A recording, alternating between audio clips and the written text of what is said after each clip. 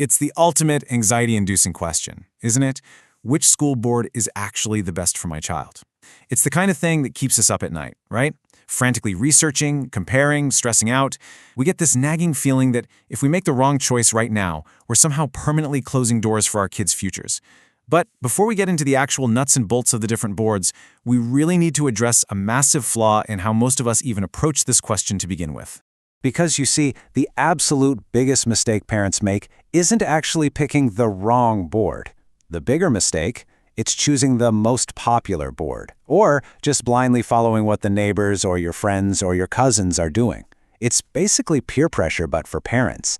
Think about it like this. You wouldn't force your kid to wear shoes that are 2 sizes too small just because everyone else is wearing that specific brand, right? Well, education is exactly the same. It has to be the right fit for your specific child, not just what's trending with the crowd. Okay, so here's our roadmap for today's explainer. First, we'll look at that biggest parenting mistake. Second, we're decoding the alphabet soup. Third, we'll talk about asking the right questions. And finally, number 4, the true secret to success. Let's jump right into section 1, the biggest mistake and what parents often get wrong. The core philosophy we need to adopt here is actually incredibly simple. Different boards have different strengths, which makes them the right choice for completely different types of children. There's literally no such thing as a universally best board. There's only the best board for your child's unique way of learning. Seriously, our job as parents isn't to hunt down some imaginary gold medal board. Our job is just to play matchmaker. Which brings us nicely to section 2. Decoding the alphabet soup of CBSE, ICSE, and IB. First up on the list, we have CBSE. To put this in simple English, let's just call the ideal CBSE student the logical learner. Basically, this board offers a really structured, straightforward, and student-friendly environment. If you've got a kid who thrives on clear rules, wants to focus on crystal clear concept clarity, and maybe is already showing a spark for those highly competitive Indian entrance exams, like the JEE or NEET, then this is typically your go-to path. It's logical, it's widely accepted, and it is highly, highly systematic. Now, you'll often read that CBSE relies on objective-based assessments, but what does that actually mean for your child's day-to-day life? Well, practically speaking, it means a heavy focus on multiple-choice questions, learning facts, and logical problem-solving. It's all about knowing the exact right answer and being tested on it pretty regularly. So think less about long, flowing essays and a lot more about precise, fact-focused learning. Okay, next up is ICSE. Now, if CBSE is for the logical learner, let's think of the ideal ICSE student as the detailed reader. This board is an absolutely fantastic match for an academically inclined child who really loves to dive deep into their subjects. It boasts a very detailed, voluminous syllabus with a massive emphasis on the English language, analytical thinking, and deep subject mastery. If your kid loves to read, write, and really figure out the why behind the facts, ICSE provides just an incredibly rich environment for all of that. And in sharp contrast to CBSE, ICSE assessments are usually described as subjective-based. Translating that into simple English, it means students are tested on how well they can write about, analyze, and actually apply what they've learned. They aren't just memorizing a single right answer to fill in a tiny bubble on a test sheet. Nope, they're writing out detailed answers that prove they deeply understand the actual mechanics of the topic. Finally, we have the IB board. Let's go ahead and call the ideal IB student the Independent Explorer.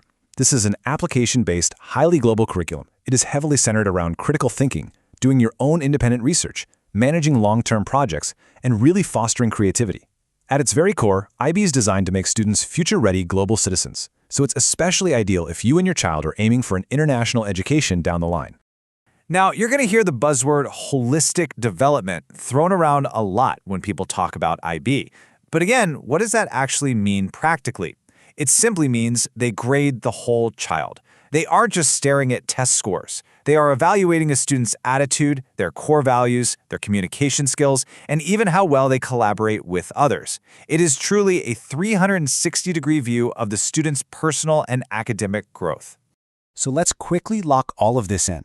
We can break down this simple English personality match for each board.